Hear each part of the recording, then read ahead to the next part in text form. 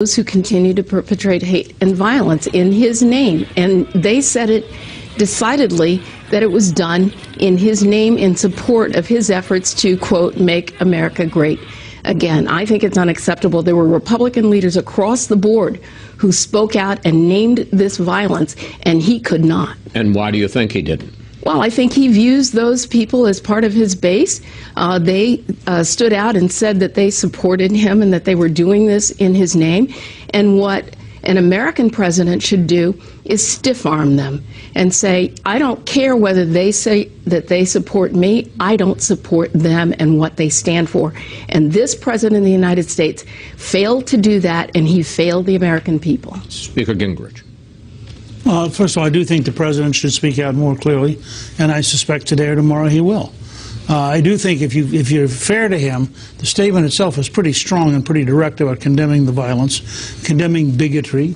I mean, he talks very specifically about condemning racism. But I agree, I think that clearly he should talk out much more aggressively about it. I'd also point out, though, from a conservative perspective, we've been watching a rising tide of violence in this country for a good while now. And, you know, when the chancellor of the University of California at Berkeley is spending $9,000 for an escape door because they assume students will occupy his office, it just tells you that we had this pattern that's building, and it's building. It's on both sides. It's dangerous. I'm delighted Attorney General Sessions has sent a Justice Department team down there. Every person engaged in violence in Charlottesville should be, frankly, locked up. But the truth is the same on college campuses that's across the country. We have to decide violence is unacceptable. You can have free speech, but you can't have violence. I want to point out, I'm sure some people think that there's an overreaction to what President Trump said or didn't say. I want to put up a tweet that Ivanka Trump, the president's daughter, put out this morning. She says, 1, there should be no place in society for racism, white supremacy, and neo-Nazis. We must all come together as Americans and be one country, united, hashtag Charlottesville. It's interesting. A number of Republicans, I'll include Ivanka Trump in that, have criticized the president for what he failed to say. I want to put up some of those. Republican Senator Cory Gardner tweeted, Mr. President, we must call evil by its name. These were white supremacists, and this was domestic terrorism. Governor Chris Christie, a staunch Trump supporter, wrote, we reject the racism and violence of white nationalists like the ones acting out in Charlottesville. Everyone in leadership must speak out. When you hear those, whether explicitly or not, it's pretty clear they're saying the president didn't do enough, Marie. And Senator Graham was actually pretty explicit when you just spoke to him. We need to hear the president say domestic terrorism. And if you go back to Ronald Reagan or Bob Dole, leaders of the party who explicitly condemned the KKK, Nazi-affiliated groups, bigoted groups when they tried to align themselves with the Republican Party. This president hasn't. And I think he missed an opportunity to show leadership. If he comes out 3 days later and calls it domestic terrorism, that will not have the same impact, although I think it would be helpful for him to do. But I don't want to get in a place in this country where we're equating violence on any side and basically saying it's the same thing as bigoted and racist speech. Because what I want to see happen, even if there was no violence yesterday, the president and his team should call out bigotry, should call out hatred, should call out these Nazis. Well, they did say that, but then they said on many sides. But by name, to call out these KKK-affiliated groups and not do this false moral equivalence with the left or even some very extremist elements on the left. There is no equivalence, and that needs to be made clear. Tom, is this politics? Clearly, these groups, these hate groups, are a very, very small part of the millions of people who supported Donald Trump, but they are a part of it. The alt-right has been supportive. Is this president unwilling to take them on? I think to a degree that is true, and I think there is the element of the liberal protest movement on college campuses that is perceived by conservatives as a problem. The issue is, though, I think, from the left it's this idea of silencing speakers they don't like. From the right, in this specific element that has to be identified as part of the right, there is a problem with virulent hatred against people. And I think there's a further point here. The president is the commander-in-chief, a role that he likes to play and is filling into. But if you look at the tradition of the United States, it was American service members, whether in the air above Germany or on the landing beaches at Normandy, who destroyed Nazism. They had never traveled outside small-town America, and they did that. And so the president has to look at the patriotic notion of country against Nazism, and I think for that reason, as much as anything else, he should have articulated why this ideology is protected by free speech but so despicable. I want to pick up on that with you, and Marie mentioned the missed opportunities, Speaker, because we remember in the '92 campaign, Bill Clinton in the Sister Souljah moment where he distanced himself from a violent black rapper, and to a certain degree said, I'm not going to be, and the Democratic Party is not going to be part of that in any way. Did this president miss an opportunity to say, look, I understand conservatism, I understand problems with liberals and some of the problems you've talked about on the left, but there is no traffic. There's not going to be any relationship with that kind of speech and that kind of political belief. Yes, he missed an opportunity, and I think he will, in the next day or two, fill that gap. But let me also point out, Trump explicitly repudiated the KKK in the campaign. I mean, the elite media may not want to believe it. Go back and look at the videotape. He explicitly repudiated it. He explicitly repudiated David Duke. It is a falsehood to suggest that conservatism, which believes in liberty, has anything to do with Nazism. Nazism then why doesn't the president come out and say that? And the fact is, it took him days to repudiate David Duke, and now you're telling us that it's going to be a couple of days, and he'll come out and say we should distance ourselves from the KKK and from white supremacists. This is not acceptable for a president of the United States. First of all, in his inaugural, he said all of us bleed the same blood. He said there's no grounds for racism. He said it is unpatriotic to be racism. You cannot be a good American and be a racist. That's the inaugural. And yesterday, with racists on the street, he didn't say it. And yesterday, he came out and he said he was against all of the bigotry. He was against racism. If you read it, he didn't. The one thing he didn't say was, I condemn white race supremacy. He equated two sides. Okay. Which I think was also wrong. I'll debate you on that another time. Sounds good. Well, we can do it during the commercial, which are usually pretty interesting here, but we do have to take a break.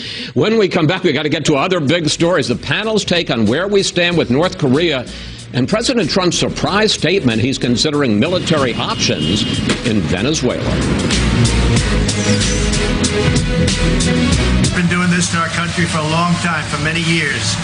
And it's about time that somebody stuck up for the people of this country and for the people of other countries. So, if anything, maybe that statement wasn't tough enough. President Trump refusing to back off his warning North Korea will face fire and fury if it continues to threaten the U.S. And we're back now with the panel. Mr. Speaker, you heard my conversation with CIA Director Pompeo. What do you make of the threat from North Korea? And is the president's very sharp rhetoric this week helping or hurting? Well, I think the sharp rhetoric is trying to get through to Kim Jong-un that we're deadly serious. And General Mattis said, the Secretary of Defense Mattis said this week, we are militarily prepared if we have to move. I mean, those are fairly dramatic statements. I worry a great deal about where we're at.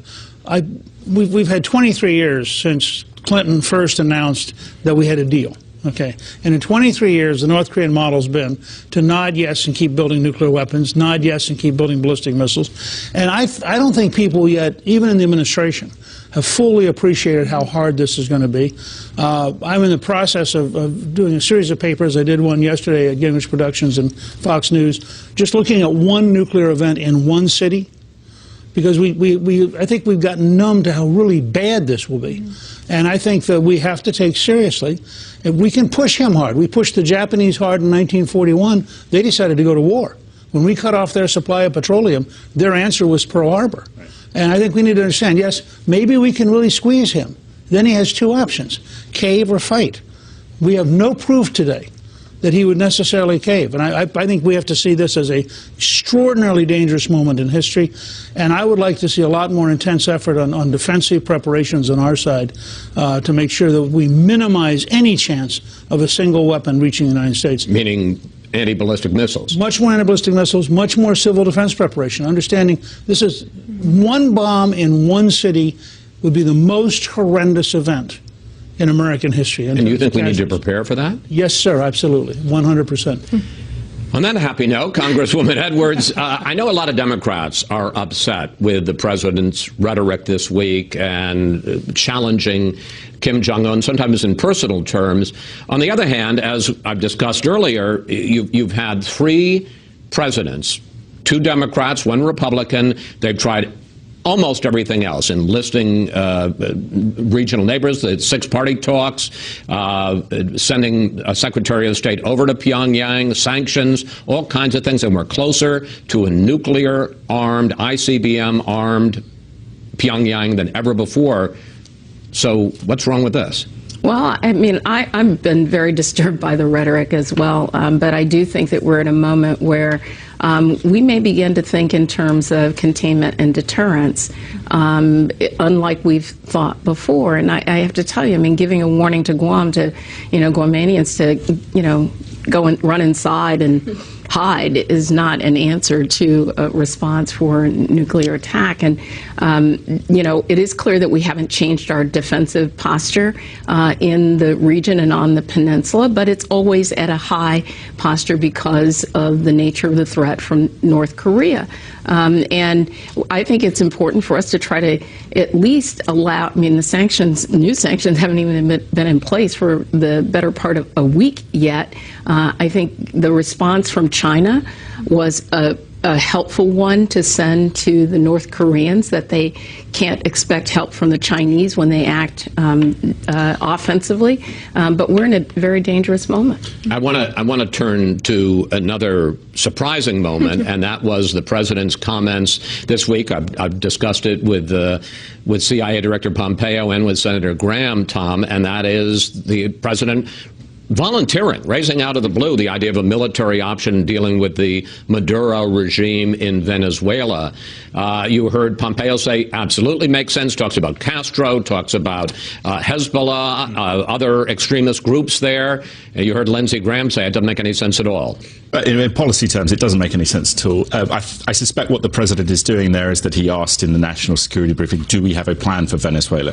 And of course, the plan at the J5 at the Pentagon is, yes, we have a plan for everything. We have a plan for probably bombing France. But what I think also might be going on there is that a lot of the language on potential conflict, whether it be Venezuela or North Korea, is targeted at China. China, China, China. And I think what the president is trying to do behind the scenes is to tell the Chinese, whether it be with the islands in the South and East China Seas, whether it be in terms of South Korea and Japan potentially developing nuclear programs, that if you don't deal with us on this, the consequences for your regional environment and your perception of power are incredibly catastrophic. And the advantage he has in making these threats is, perhaps the one good side of the tweets, is the unpredictability is a force that compels the Chinese to think maybe he's just serious. And at any other level, the United States does remain the world's superpower, and that perception of threat remains serious. Marie, as a former spokesperson for the State Department under John Kerry, what are some of the military problems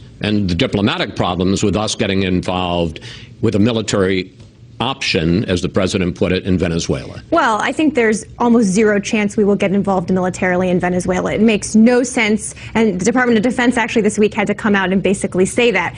Going to what Tom said, unpredictability can be a good tactic if underlying that there's a very clear strategy that the whole national security team has in place. I'm not sure they do when it comes to Venezuela, and I think the president's off-the-cuff remarks this week sort of belied that fact. But on Venezuela, we could put more economic pressure on them. We have avoided sanctioning oil in large part because doing so would probably drive our gas prices up here. So there are more economic levers we could use, but this kind of sort of bombastic rhetoric that everyone knows really isn't based in a solid policy foundation doesn't help a regional situation that, quite frankly, is engulfed in flames, could have really serious impacts for regional security.